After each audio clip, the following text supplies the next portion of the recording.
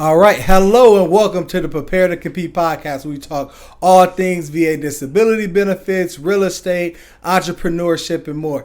Kenneth Davis, how you feeling today, my brother? Man, I'm wonderful. Just being blessed to be here, man. Having this great opportunity to speak to everyone here.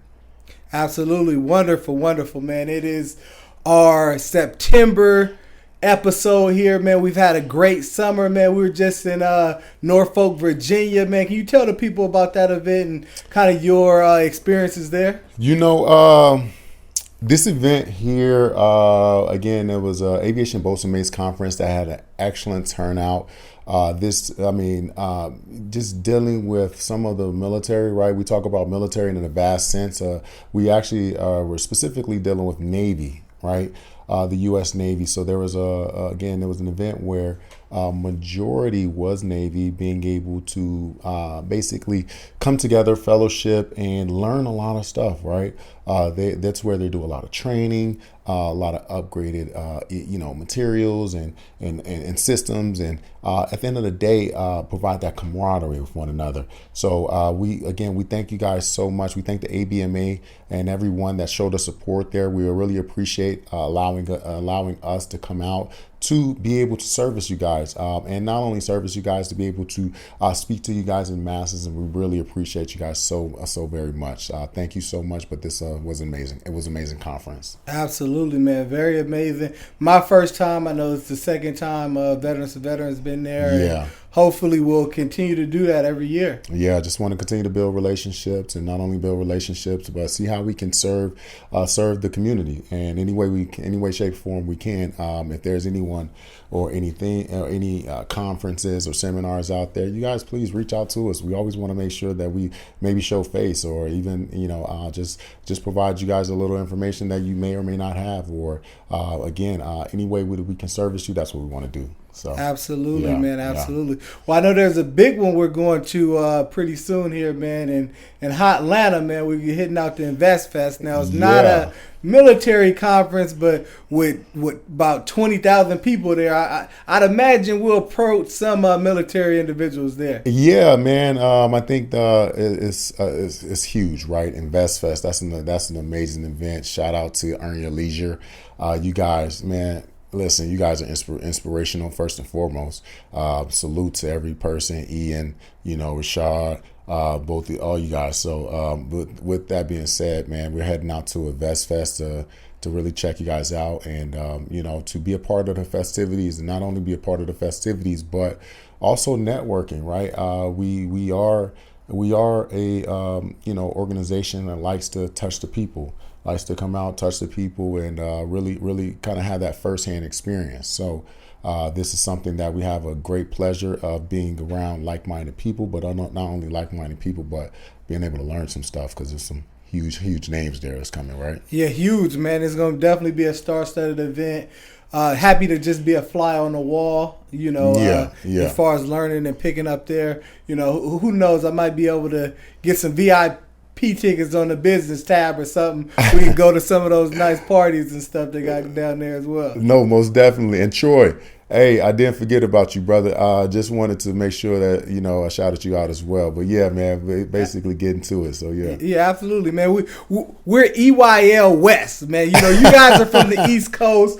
We come in here on the West Coast, and we try and do the same thing for the veteran community. So we really love what they do with the financial literacy space.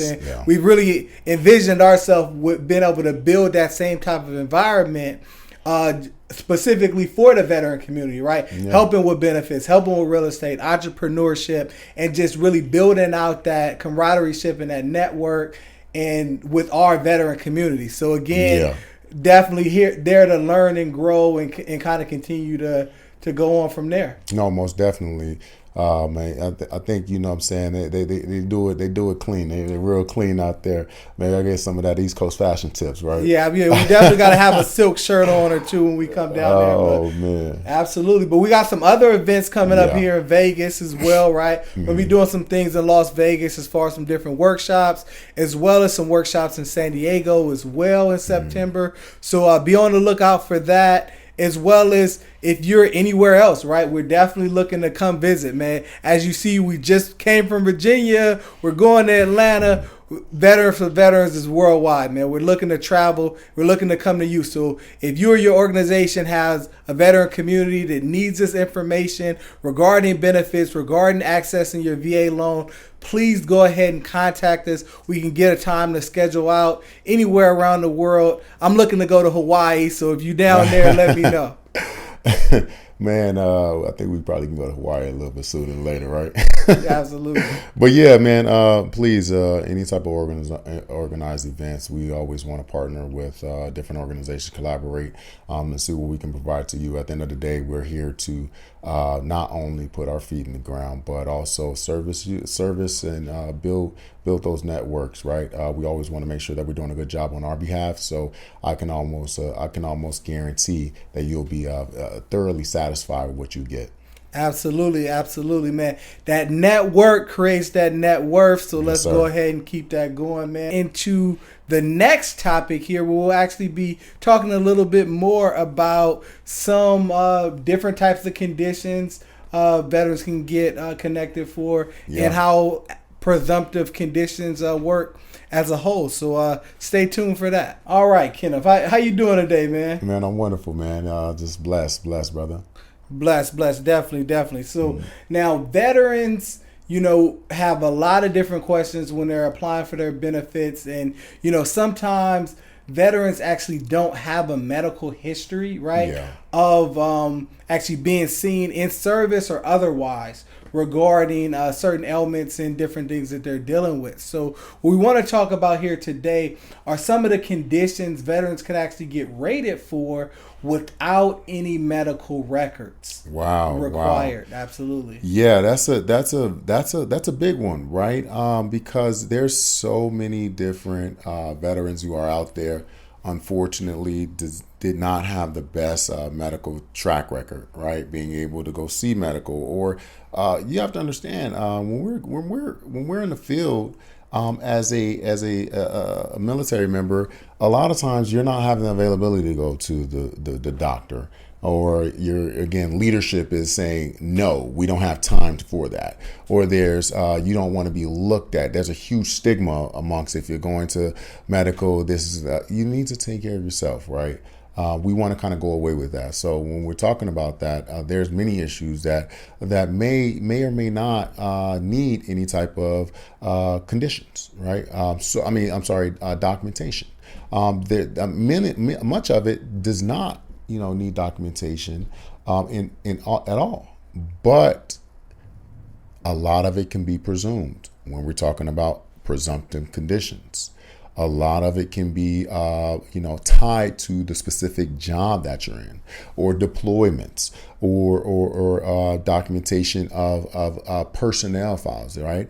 If I'm an outstanding sailor at one point in time, or an outstanding soldier at one point in time, the next thing you know, something may have kind of dropped and depleted, and now I'm just not that stand-up person anymore. What happened? It's all type of medical elements that can be applied to that, right? So when we're talking about that, there's all types of conditions, right? One condition could be, hearing loss, right? When we're exposed to hearing, when we're exposed to hazardous noises, these things transpire all the time when you're serving in the service, right? There are so many that can be accounted for, but being exposed to hazardous noise is something on a regular basis, whether if you're sitting at a desk job, or whether if you're an aircraft mechanic. You're exposed to these things, but the military tries to provide different things, such as hearing protection and so on and so forth. But we all know that sometimes you may or may not have it in, or you may not have it in properly. But some of these loud hazardous noise are just that, hazardous noise, even with hearing protection. I'm not sure if anyone stood by or close to a jet that is about to launch. It's pretty loud. So that's one aspect of things, right? When we talk about mental elements, that's another part of things, right? There's so many mental transactions that go on within service stressful incidences that transpire that could be accounted for as well. But again, how do you prove these things without documentation? We all need to understand that we have diagnosis later, but also we got to figure out how to corroborate those things, right? Place, time, and service for such things as PTSD, but that's a whole video in itself. But a mental element. There's also things such as medical things such as musculoskeletal conditions. Right, depends on your job, your MOS, your rate, your things of that nature. So if I know that you're a Marine that is backpacking throughout, Camp Pendleton or something of that nature. We all know that, being a Marine is tough. Being any type of, military member is tough. But being a Marine is tough. You're exercising on a regular basis, running, jumping, jogging, prolonged standing, doing things of that nature, hiking with these heavy rucksacks and different things that nature. But what happens is your musculoskeletal injuries begin to deteriorate. Well, how do we corroborate that? Those are the things that we want to figure out, and you need such things as a nexus letter, right? But again, that's a whole nother conversation. That is just something that is a medical opinion that is linking your Marine service to your current conditions. So there's a plethora of conditions that we can go down. That I just wanted to provide a few that can help you out there. Absolutely. No, that's great stuff there. That's great stuff. You definitely said that. We don't want to give them the secret to the sauce too much as far as, some of those other things. Obviously we're here. You can reach out for a consultation. And it's most important that we go into your individual stories when we're talking about this. Yeah, that's huge. I think that's key, right? A lot of time, you're going through processes. You're just a number. You're just another number. We just talked about different figures. There was, in regards to the PACT Act, there's 786,000 claims approved within a small time frame. You're just another number. We want to hear your story. We want to figure out how we can help you by connecting your story with what is factual, what is true, and what is going to be best for you and your family. So that's impactful, because I think a lot of times many veterans' stories aren't heard; they go unheard, and with these unheard stories, unfortunately, you miss a lot of good information that can assist you in your process, and we want to be able to assist you in that process. So we're here to hear the stories. Absolutely. So that helps, man. Definitely thanks for giving us some, different options for our veterans could be able to get rated if they didn't have those medical records. But again, as you just kind of said and alluded to, if they do actually end up going to medical, after service and getting any documentation that they can, it can only increase your claim, right? So can you go in there and try to get tinnitus approved without any medical documentation? Yeah, you can do that. But if you have a nexus letter, if you go and see your VA medical doctor and actually do a hearing test and all those different things, that's only going to increase the likelihood of you actually getting the highest value for that particular claim. And that actually leads us into our next topic, Kenneth. We're going to be talking to him about high value claims. Okay, so what type of conditions kind of rate the highest value of outcome? Because, our veterans want to make sure that they're getting seen for their ailments, but also getting the most compensation possible. So stay tuned. We'll talk to you a little bit more about that one. Perfect. All right, man, and we're back. Kenneth, you still feeling pretty good here today? Man, I'm excellent, man. We was just providing education. I can't feel no better than that. So absolutely, educating the veteran community and their families. What is there better to do, right? So, especially when we're talking about these benefits and trying to help veterans get that 100% permanent in total, right? And one strategy that veterans like to take. Well, I've seen veterans apply for like 50 different things, right? It's like, let me just throw everything at the wall and see what sticks. And that can be a strategy. Another strategy is actually focusing on what we call high value claims. Okay. So before we get into, what conditions will qualify as a high value claim, want to talk to them about just what is a high value claim and just being able to kind of break that down for them. Yeah. So each condition, has its level of, criteria on where it can go, right? When we're talking about high value issues, and I think that's just a labeling that just came along, right? It can go from 0 to 50%, 0 to 70%, 80%, 90%, so on and so forth. So there's a lot of claims that can get you to just straight to the maximum percentage, and actually get you other conditions such as a special monthly compensation. But that's another video. We'll talk about that later. But, again, a high value claim is essentially a disability that can go, perceivably to a high percentage, right? So, there's many conditions that do so. But you obviously have to meet the criteria. But by being able to meet the criteria, you must obviously have that type of severity of issue. But there's issues that, again, in those cases where the severity may get you there based upon one, the diagnosis, but also I would say minimal.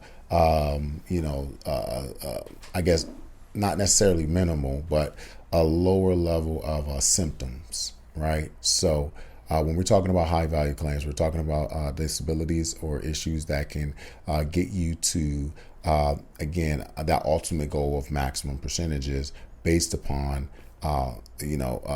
specifically one diagnosis. So, or other one or two diagnoses. Well, so there's a list and a plethora of them, but we'll go through it here in a second. So, absolutely, we ain't gonna give y'all every one because we'll be here all day, right? But we'll just go with the few that we know many veterans may suffer from, right? And yeah. One may be issues with their feet, right? Different things associated with like foot pain. Could definitely be a high value claim. So can you explain why that might be something and what veterans can kind of look for as far as getting rated for that and what that condition is actually called? Because I don't think they even call it foot pain. They have like some fancy word. It's hard for me to pronounce. So I'm not even going to say it. Yeah, so there's a lot of there's a lot of conditions, right? When we're talking about the feet, there's so many different conditions that align with the feet.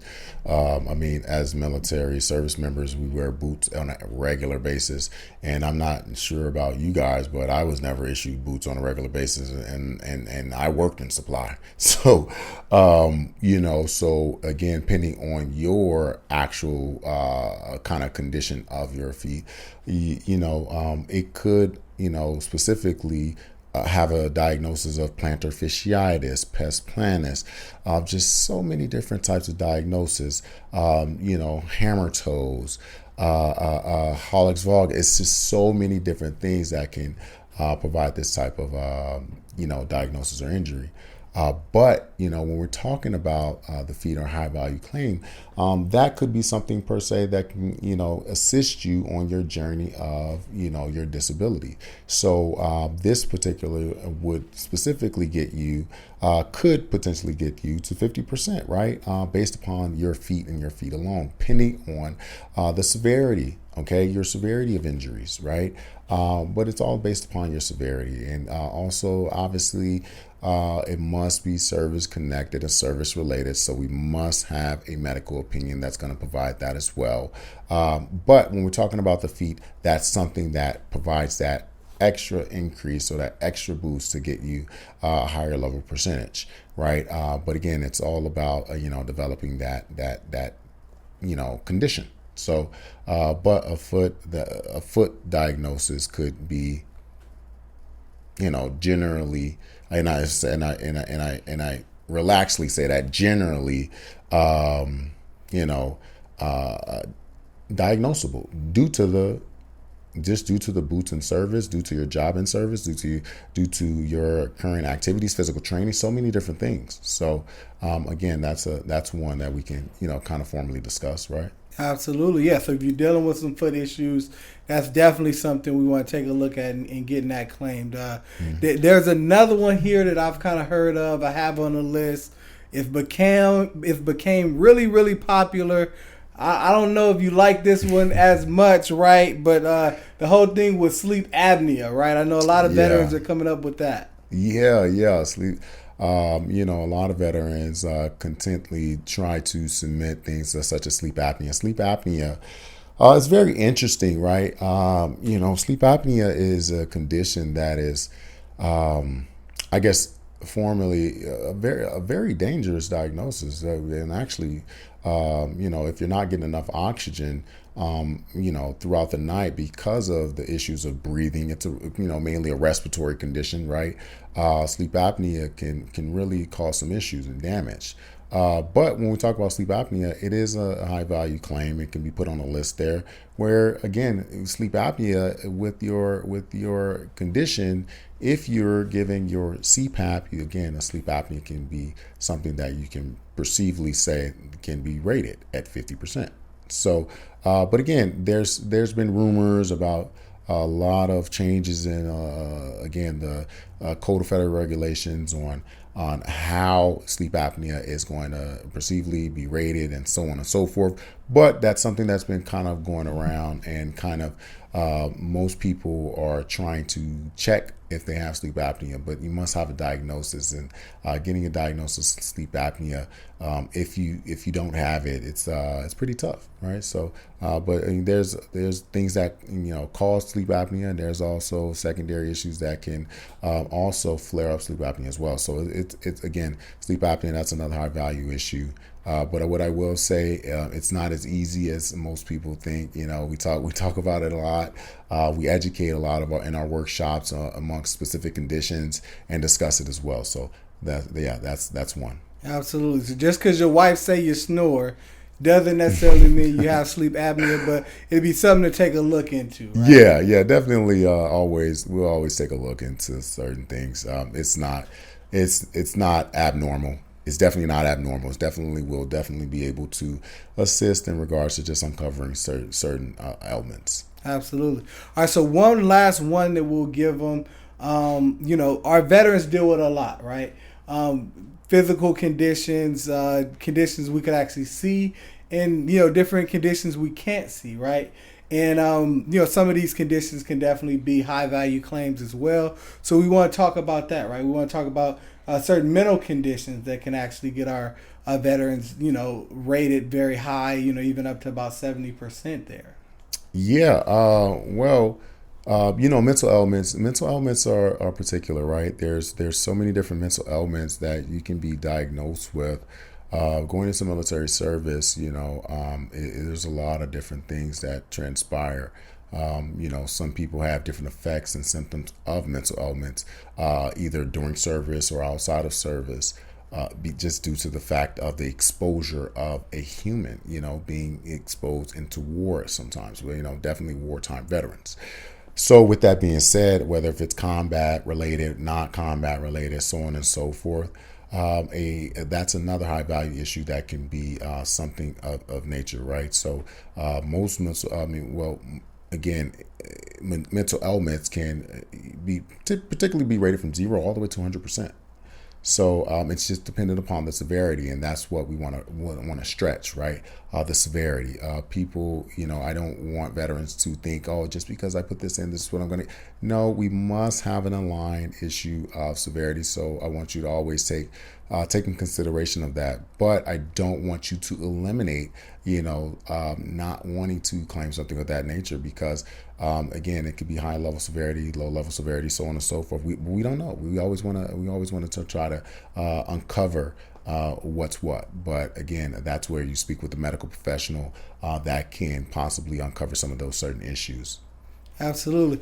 And one thing there that I want to make sure we stress on too, what veterans may be concerned about when they're doing different mental conditions, as far as like major depressive disorder and different things of that nature. And they're getting that high value claim, right? They're getting 70% or they're getting even 100% for that, just that one condition. I think sometimes what veterans worry about there is that, hey, I'm not going to be able to, carry a gun. Certain rights are going to be taken away. Mm-hmm. And also, if I get 100% just from mental condition, it goes from where it's permanent and total to now it's individual unemployability, and I can't even work anymore, and I'm not employable. So definitely want to touch on like some of those common misconceptions with having that as one of your high value claims. Yeah, so we unpacked a little of that. So I think, a lot of us wrapped up. So let's unpack one thing at a time, right? When we're talking about, I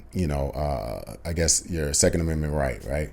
We want to talk about that in the sense of, again, being able to carry a weapon. That is, we must also understand, in most other countries, it's definitely not warranted. Some people can't do it at all. But here, it's a privilege that we have a right to do so. But with that being said as well, there have been so many high governmental talks about, again, weapons and not being able to carry a gun, and also being okay to carry a gun. But in regards to mental ailments, obviously the VA has the right to deemably say you can or cannot based upon a mental ailment, right? However, typically this is only applied only if you're rated something called incompetent. Okay, incompetency. And when dealing with incompetency, it typically amongst the VA's terms or the VA's criteria is typically labeled based upon a veteran who's not able to manage their financial affairs, right? Not able to manage their financial affairs or medications. So when we're thinking about, taking your Second Amendment right away, that's something that, typically with mental health, you should be fine. Okay, you should be fine. But when we're talking about legalities and different changes in law, government, being able to say yes or no, that's something that may transpire in the future. However, as of right now, I can say confidently that if you're not rated incompetent, that's something that will not be applied, which is something, again, that the VA will apply, which is called the Brady Bill, and so on and so forth. But we'll definitely kind of talk about it in another video in detail. But as long as you are not rated incompetent by your medical professional, you will not. You will have the right to own a firearm.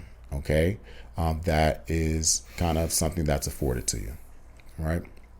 So you did speak about a second issue there too, which I want to talk about. Right, we talked about unemployability, not being able to work, and that's something that that is labeled as in terms of the VA unemployability. What is unemployability? Individual unemployability, IU. That's referenced as an abbreviation.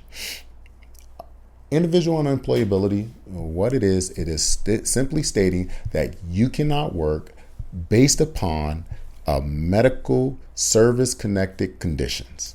Okay, you cannot work based upon a medical service connected condition. Okay, and that is specifically how you're approved for individual unemployability. Obviously, there's more deeper criteria to be approved amongst that. However, when we're talking about something of that nature, if you are rated at a high value claim that where you have a singular 100%,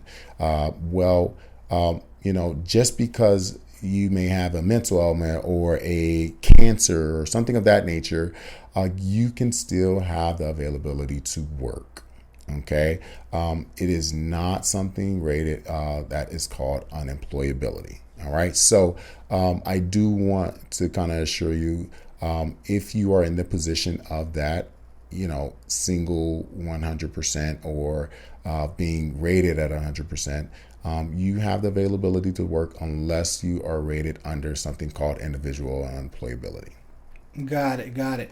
And so, yeah, so just to make sure they know, so if you are rated for one singular issue, it doesn't necessarily mean it is individual unemployability. Yeah, that does not. That is a total separate condition or a total separate claim in itself. Okay, so that's not something that just sprouts about. You have to go after that. However, they may solicit that possibly based on medical records or based upon your current living state.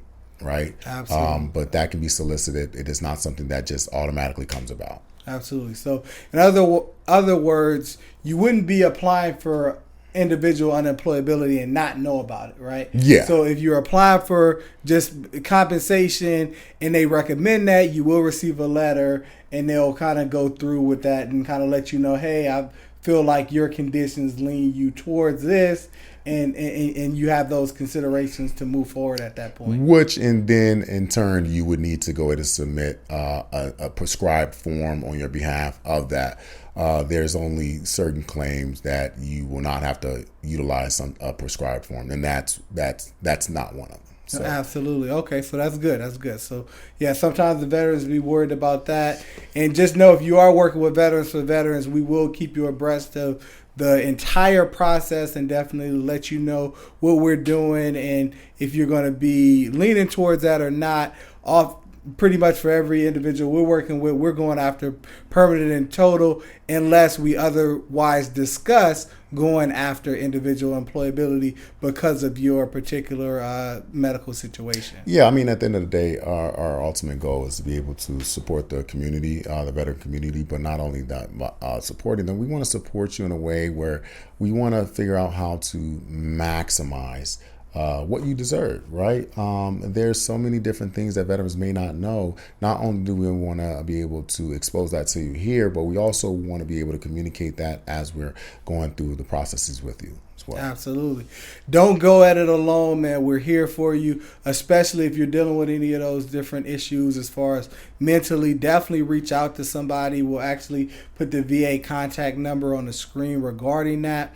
Because, that is a very serious issue. We want to make sure if you're having any kind of thoughts and different things where you're dealing with PTSD, you're dealing with depression and anxiety, all those different things, please reach out and talk to someone.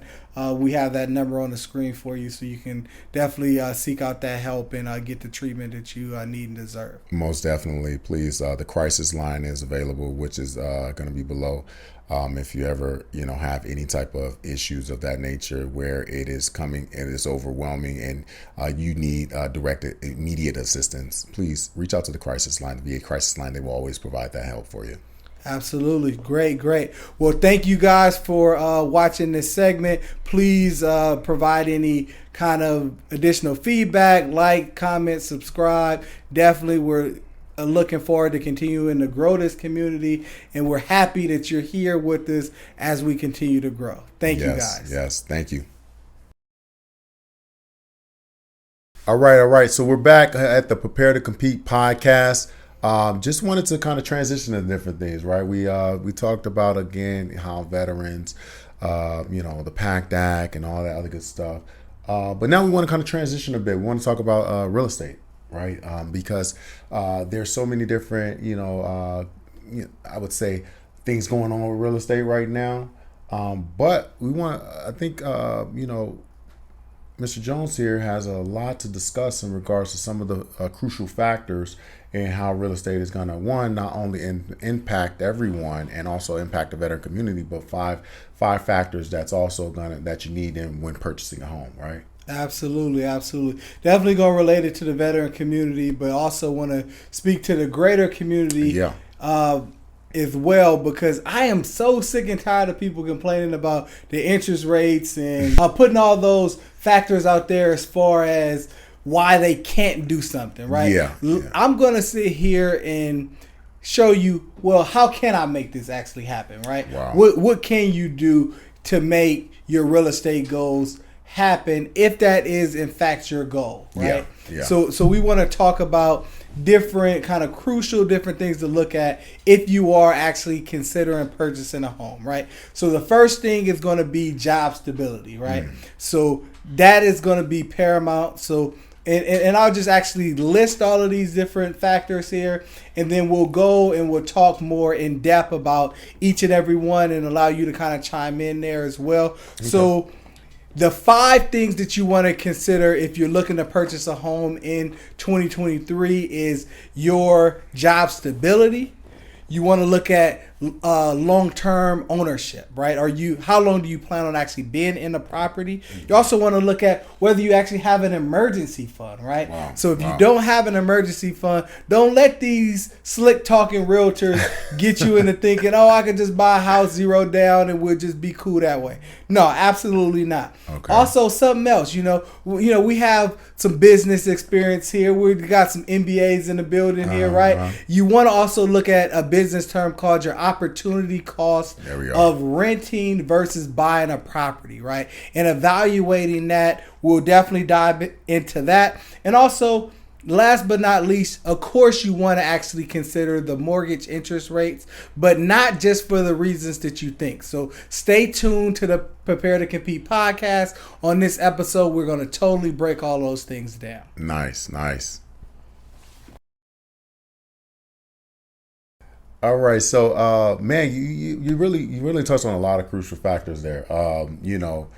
One thing I would definitely kind of want to ask, right, would be, when transitioning out of the military, how crucial is a job, or how crucial is that for you? I know we're talking to the masses and talking to the general population, but we always want to talk in regards to the full community as well. So absolutely. But yeah, how would that be an effect of the community? No, that's great. Yeah, because we definitely want to relate everything we're talking about back to the veterans. So yeah, if you think about like a veteran transitioning out of service, right? Mm-hmm. It really just depends on where you at in your life. Mm-hmm. Because are you transitioning out of service and did you already have a career while you're still in service? Some servicemen actually start working other jobs while they're still in the service. They already start on that second career. So if you've already started on that second career, you have a higher likelihood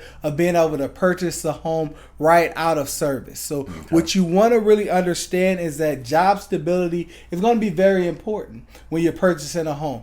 Your mortgage lender is going to want to see at least 2 years of job stability, as far as not the same exact job or position, but just within that same industry, right? So if you were thinking about purchasing a home and you're discharging from service within the next year or so, and you don't already have that second career lined up, you may want to try to purchase that home before you get out of service, right? Because if you are not going to have a job once you get out of service, you're not working in that same industry, you're going to have a hard time. Yeah. So we think about a veteran like yourself, right? You worked in logistics and service. So let's say you worked in logistics and service, and right outside of service, you get a job working in logistics, right? So then that will kind of transfer over. You're making the same income or more. That would definitely help you to be able to purchase a home right out of service. Nice. That's crucial information, because I will tell you, understanding that those ins and outs, right? Because if you have 3 months kind of left in service, a lot of lenders aren't going to allow you to purchase that home or get that loan, because you are kind of at risk, right? Because you don't know what's going to happen when you transition out. So when do you actually recommend that they look into purchasing? Yeah, absolutely. I recommend looking into it and talking to a lender and talking to a real estate professional as soon as possible, right? Even if you don't feel like you're ready at this moment, you don't know everything, right? Put everything on the table, let the professionals give you the information, and then we'll be able to kind of decide what options that you have. So of course, if you're a service member, you have a couple years left, I would recommend trying to purchase a house right away if you are in that financial situation to be able to do so. But if not, we can go ahead and see where you are and then kind of create a plan of action based on that. because you may be in a situation where you're transitioning jobs, but maybe you have a spouse that, you know, their job history is very steady and different things like that, and you guys may be able to qualify based on that. Got it. So basically, just speaking with the professionals, right? You know, and again, everyone does not know everything, so please always speak with a professional. Just as he said, you know, if you have a year prior to getting out of service, that's definitely highly recommended. Please go speak with a professional so you can get qualified, okay, and then make a better decision once qualification happens. But great. I mean, that's great. That's great information. So, but I guess kind of next up is where I want to kind of figure out. I guess there's more than one question, right? When we're talking about transitioning, most service members and most people with how the economy is, right? They don't necessarily stay in the same place for many years anymore. When we go back to our parents or grandparents, they may stay in the same home 30, 40 years, right? But that's kind of not what's happening now. So would you recommend, or not even recommendation, if a person is not staying in that area for a period of a long term, do you recommend purchasing or buying there? Absolutely. Great question there. So it's not as important to whether you actually plan on living there long term.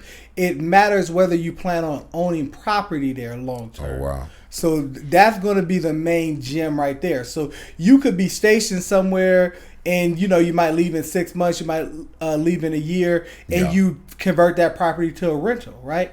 So if you plan on actually owning that home for at least 5 years, and I would even say if you own a home at least 10 years, right? No matter what market condition you buy in, it's pretty hard to take a loss, right? Yeah. You know, especially when you're looking at that from the standpoint of, you know, you're taking advantage of a VA loan and you didn't have to put any money down. You don't have mortgage insurance and all those different factors. You literally cannot really lose in that if you plan on owning the home long term. I would say at least 5 years, but I would say try to hold on it for at least 10. You can literally survive in any market. Oh, awesome. Okay, so as long as you plan on long-term holds and also purchasing, purchasing in that area, you should be fine, right? Absolutely. I mean, and now it just really depends on where you are stationed, right? So obviously, if you're in San Diego and you had the opportunity to buy a home, imagine you being able to buy a home in 2010 in San Diego, right? Yeah. What that house will be worth now 13 years later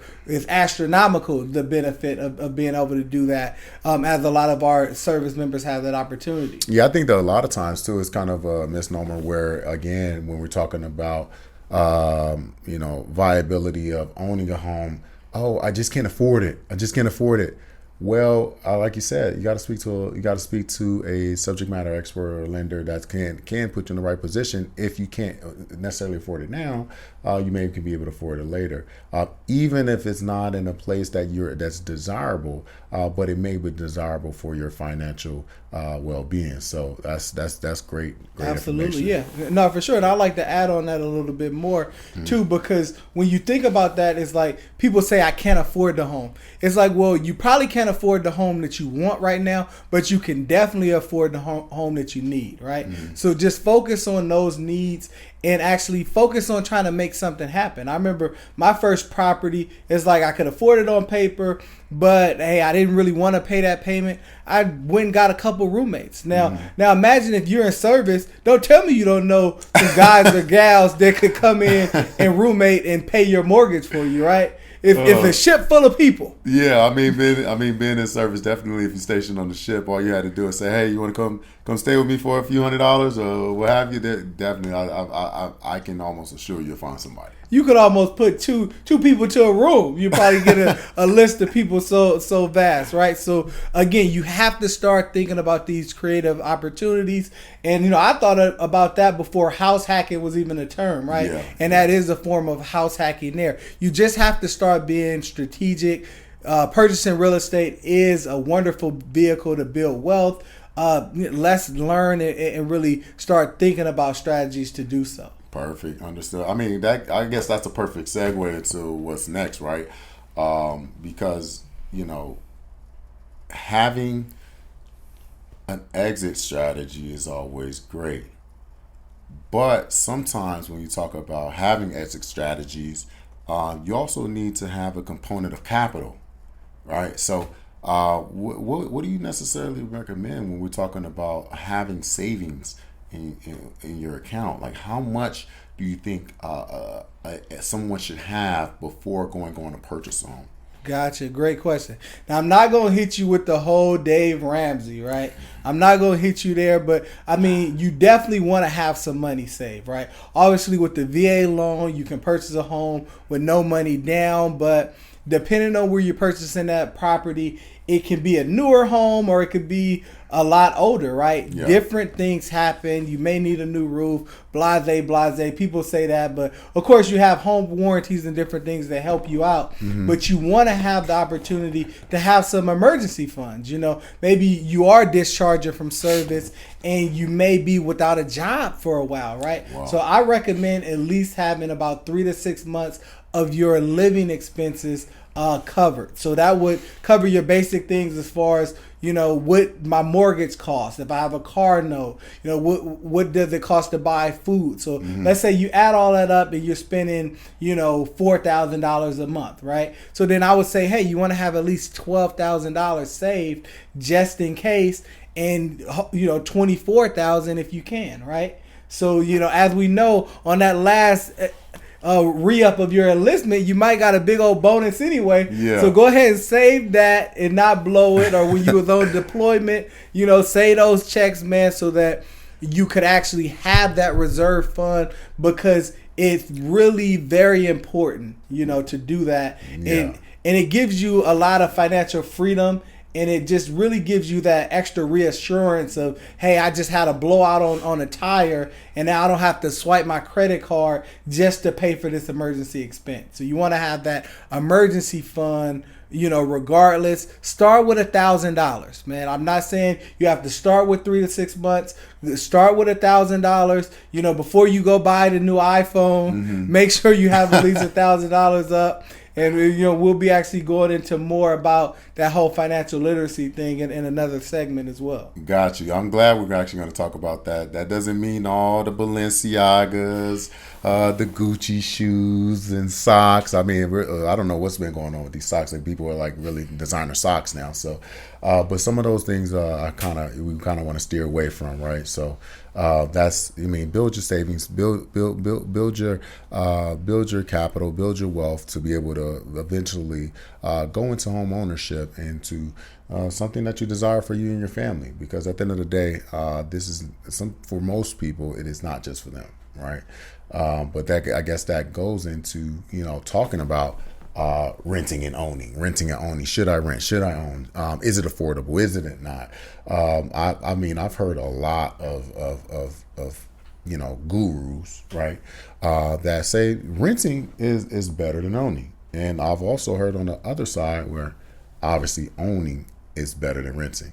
So I guess, I would ask your opinion in today's market, and also overall, what do you per se think? Absolutely, man.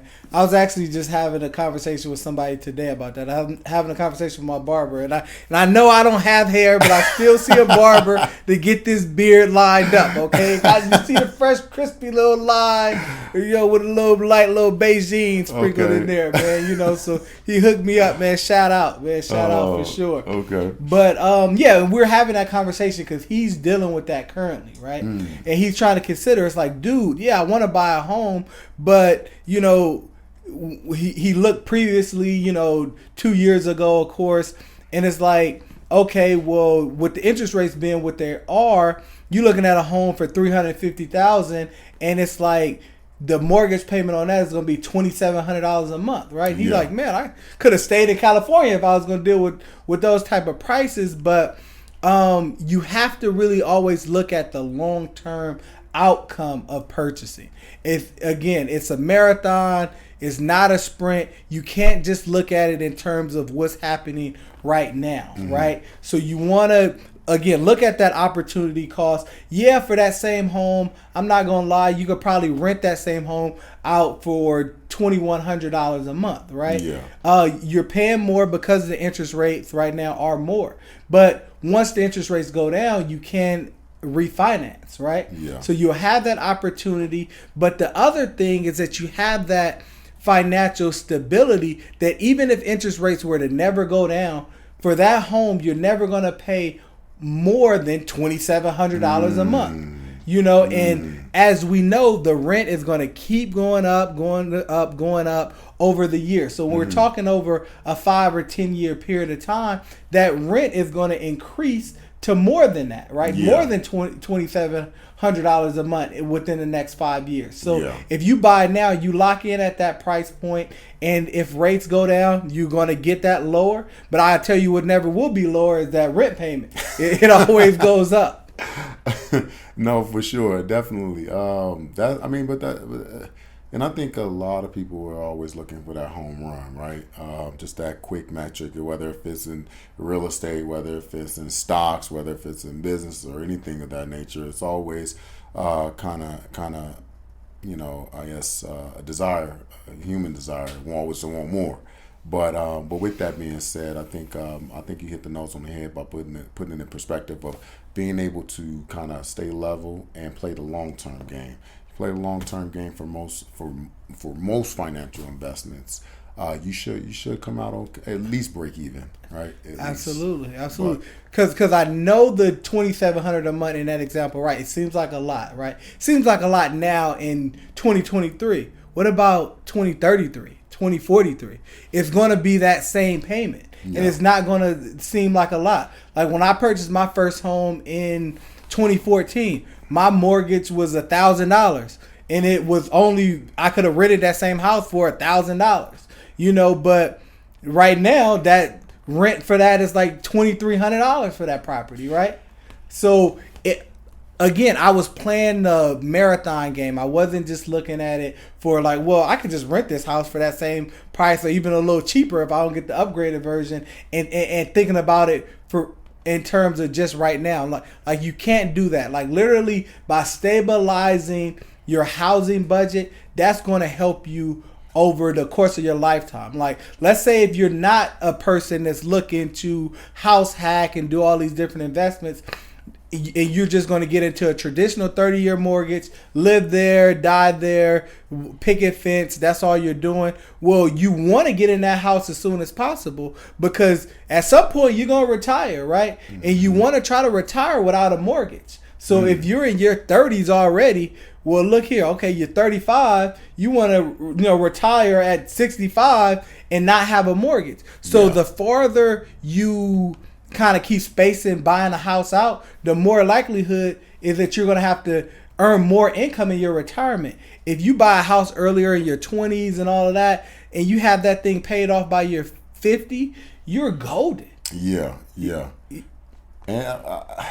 And we talk about retirement like everyone is going to have this pension. When we talk about retirement, everyone is going to have some type of residual income that will be on a continuous basis. Well, unfortunately, let's talk about reality. That just doesn't happen. The most organizations are not providing pensions, and they're making you provide your own pension by setting up 401ks, putting yourself in position to be successful. However, there's life insurance. We talk about life insurance. We talk about different other retirement plans. But we can always rely and kind of ensue that real estate is always going to provide that some type of financial component of stability. As long as you're adding up the costs, and as long as you're continuously paying your mortgage down, as long as you're renting it out, whatever you're doing, I think that's kind of a retirement plan as well. So I'll take that in consideration. So yeah, that's great, man. It's great news.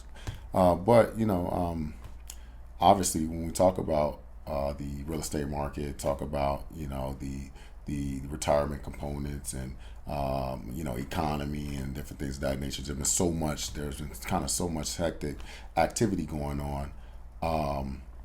What do you think about the mortgage rates, man? We got to talk about it. You know, we got to talk about it. We got to talk about the rates. We got to talk about the anticipation on what to expect or what not to expect, and so on and so forth. Because we were just in, historic lows. So are we going to be in historic highs now? What do you think?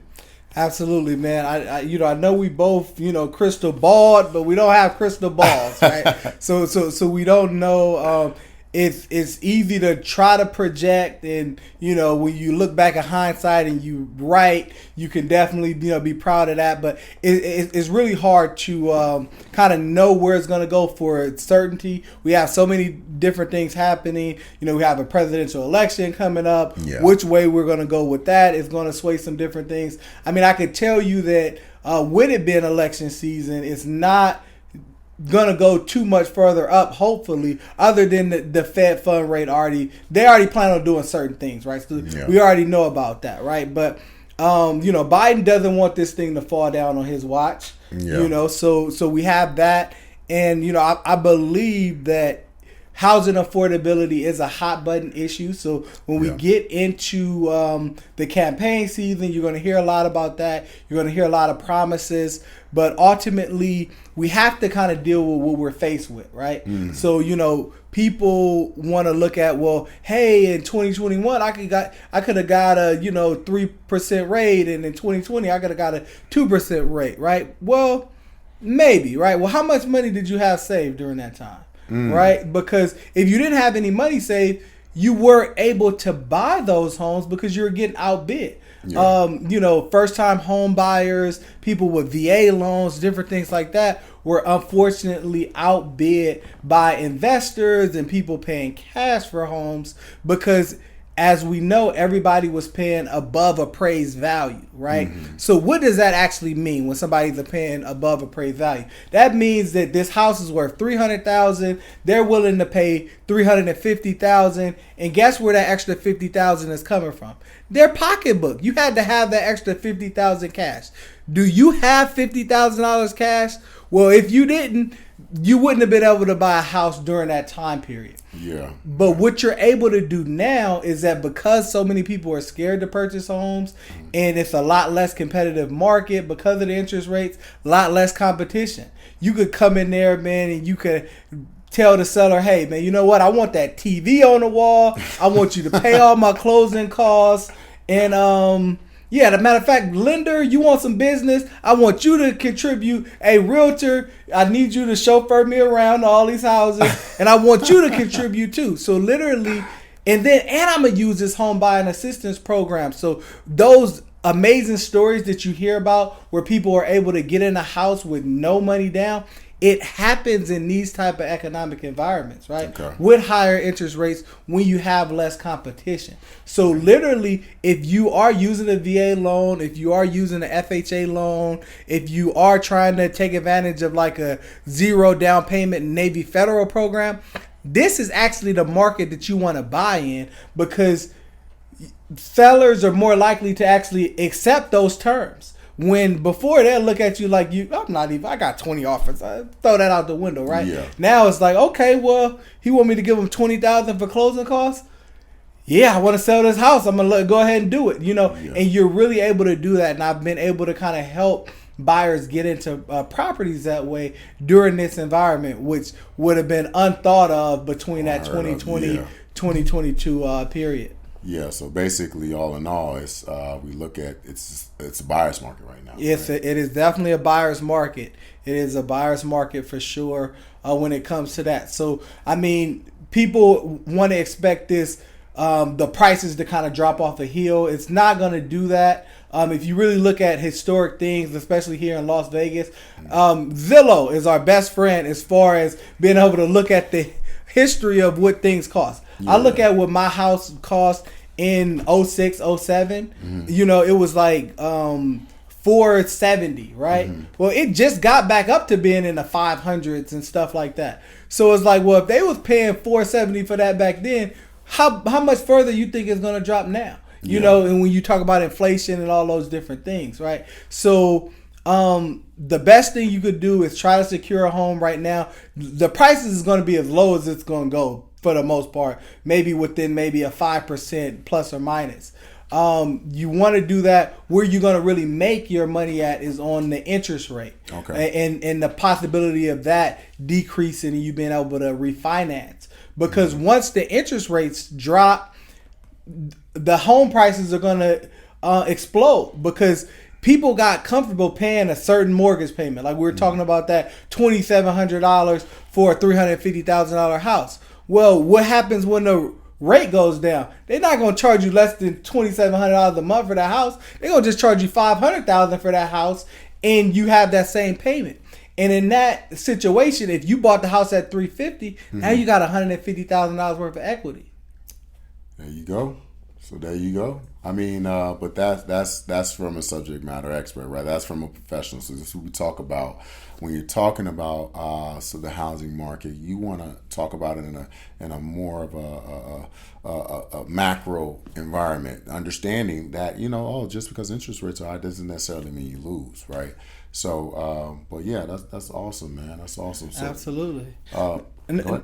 No, yeah, for sure. Because you don't lose, and I guess the other thing, other than the fact that you're able to get some home buyer assistance and different things for that property. So I want to make sure we send that point home where the interest rate is just perceivably high, right? Because again, if they're giving you that $20,000. Paying all your closing costs, you can actually use that money towards buying a lower interest rate if you want to. So really quickly, because I do want to kind of touch on that, right?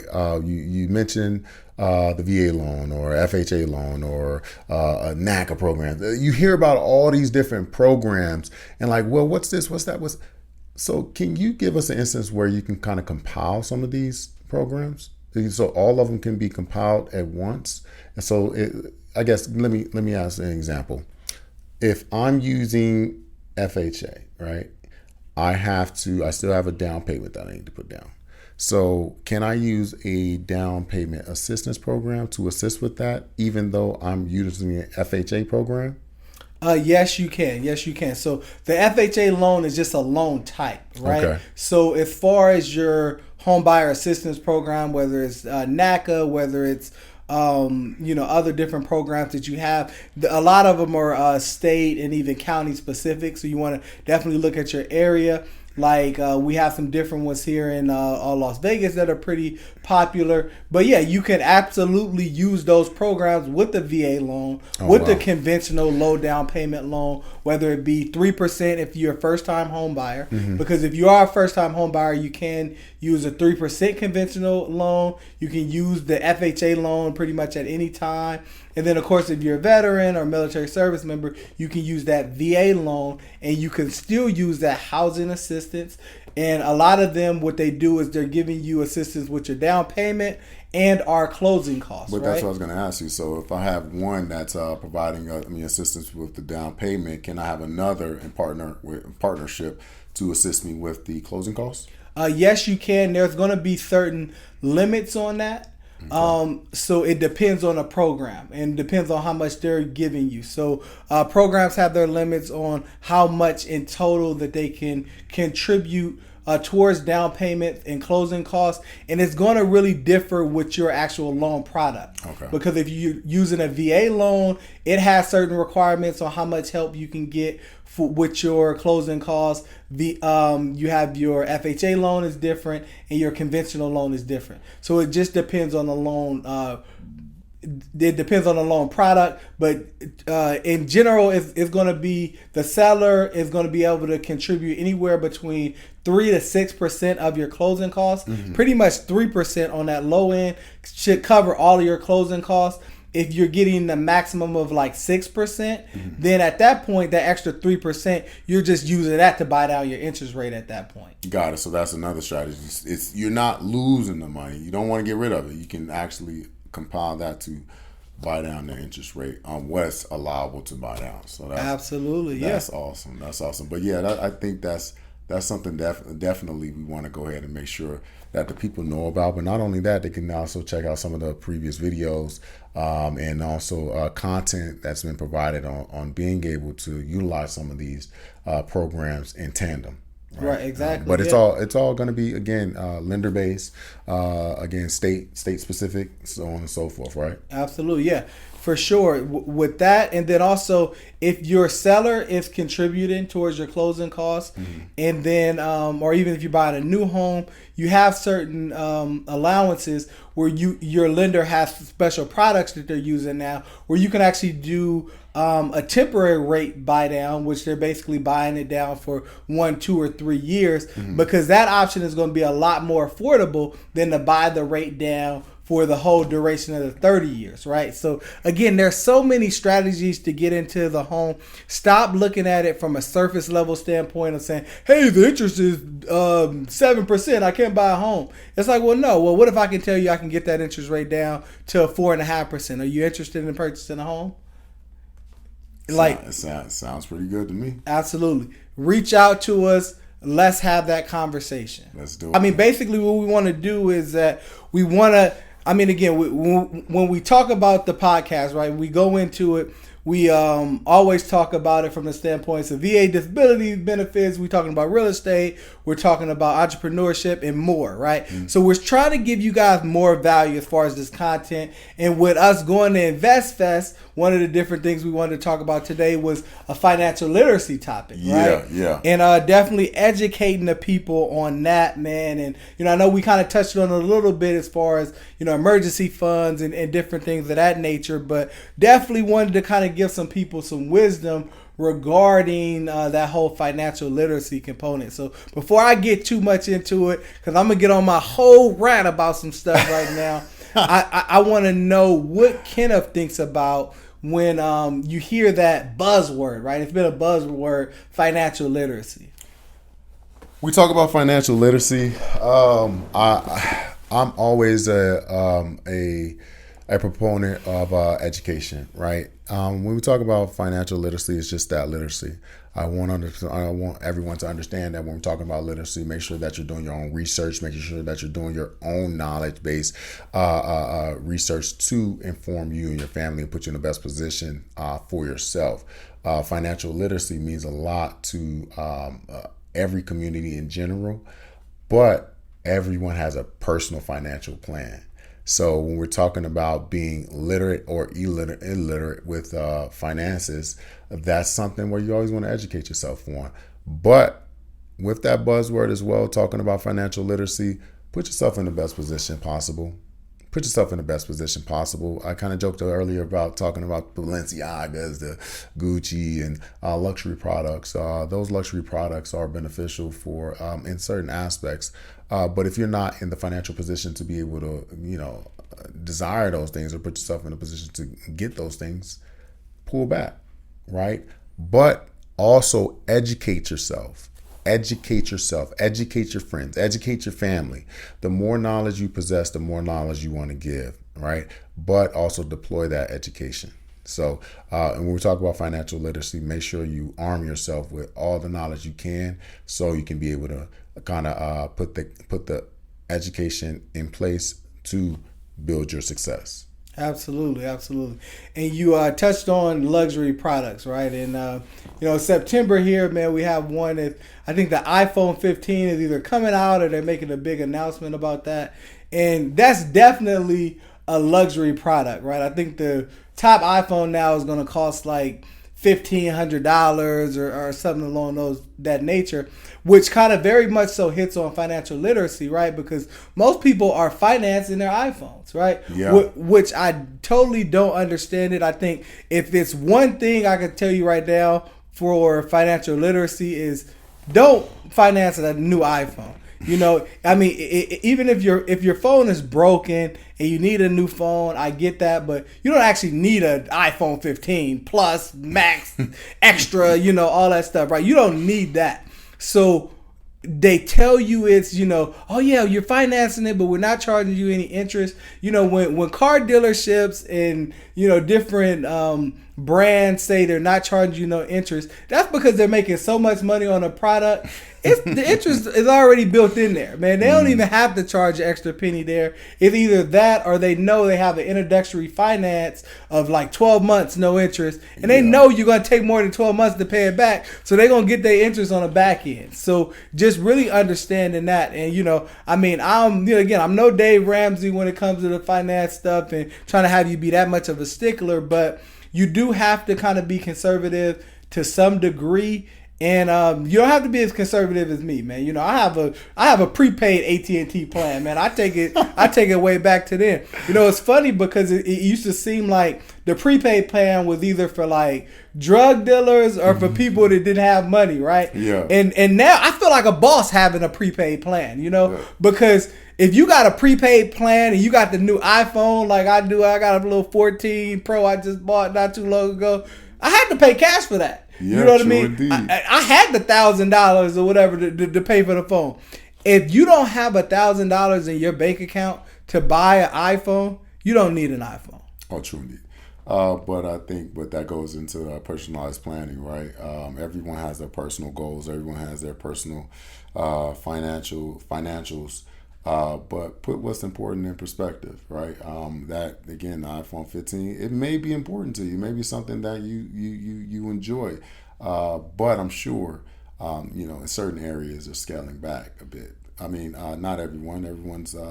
Some people are blessed to be able to do what they like, but since we've carried out a 2020, the government isn't throwing money out here anymore. So understand that. So we have to make sure we put our ourselves in position for success. Absolutely.